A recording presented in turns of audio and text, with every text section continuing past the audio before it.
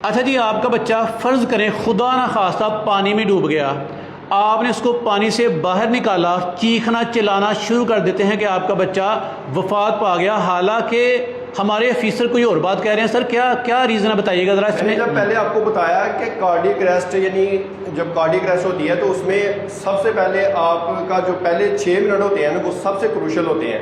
कि आप 6 मिनट में अगर सीपीआर स्टार्ट कर देते हैं तो उसके रिवर्स के चांसेस बहुत ज़्यादा हो जाते हैं। 6 मिनट के बाद जो बायोलॉजिकल डेथ हो जाती है उसमें रिवर्सल कम होता है। ठीक है। लेकिन ड्राउनिंग केसेस में आप 30 मिनट्स के बाद भी सीपीआर कर सकते हैं और उसके रिवर्सल चांसेस बहुत ज़्यादा होते हैं। ऑफिसर मतलब ये हुआ कि बच्चा या कोई भी अगर पानी में डूब जाए तो 30 मिनट तक भी उसे सीपीआर किया जा सकता है। बिल्कुल 30 मिनट के बाद भी सीपीआर किया जा सकता है और उसके जो पानी में डूबा हुआ बंदा है उसके रिवर्सल के चांसेस कार्डियक अरेस्ट के बजाय ज़्यादा होते हैं। ओए होए, अच्छा।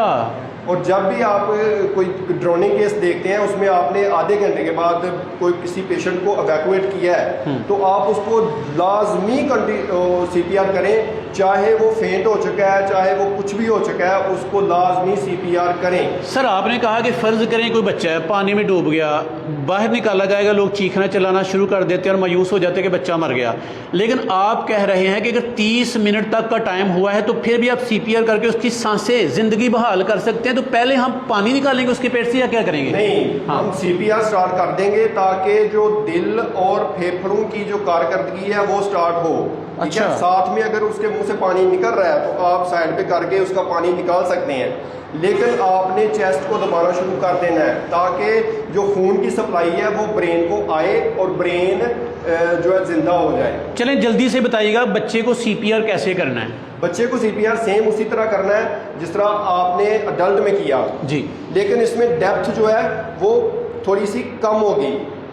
इसमें डेप्थ होगी 1.5 से 2 इंच तक। अच्छा। पहले हमने 2 से 2.5 इंच तक रखा था, लेकिन अब हमने 1.5 से 2 इंच तक रखनी है बच्चे में। अच्छा।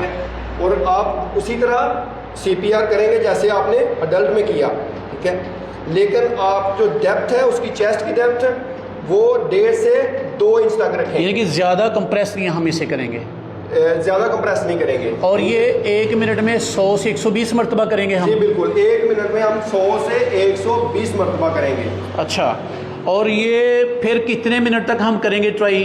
ये वैसे जैसे पहले बताया 10 मिनट तक हम उसको कंटिन्यू कर रखेंगे, ठीक है। फिर उसके बाद असेस करेंगे कि उसकी जो ब्रीथिंग है वो स्टार्ट हुई है कि नहीं, ठीक है। उसके बाद फिर अगर ब्रीथिंग स्टार्ट नहीं हुई, उसका जो दिल है वो नहीं चला, तो फिर हम सीपीआर कंटिन्यू रखेंगे जब तक कि इमरजेंसी सर्विस नहीं आ जाती। बच्चा या कोई बड़ा पानी में डूब चुका है, 30 मिनट का टाइम गुजर चुका, उसके बाद हम ट्राई ज़रूर करेंगे सीपीआर की। और सीपीआर ये जो छाती है इसकी पोजीशन क्या बनेगी?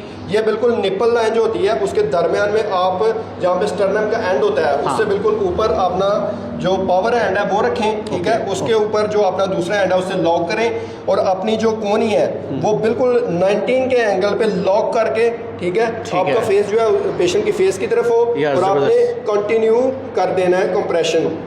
ज़बरदस्त ऑफिसर यार, ये इंतहाई अहम वीडियो है जो किसी की जान और ज़िंदगी बचा सकती है। इसे सदका जारिया समझकर मैक्सिमम लोगों तक पहुंचाएं। बहुत शुक्रिया ऑफिसर।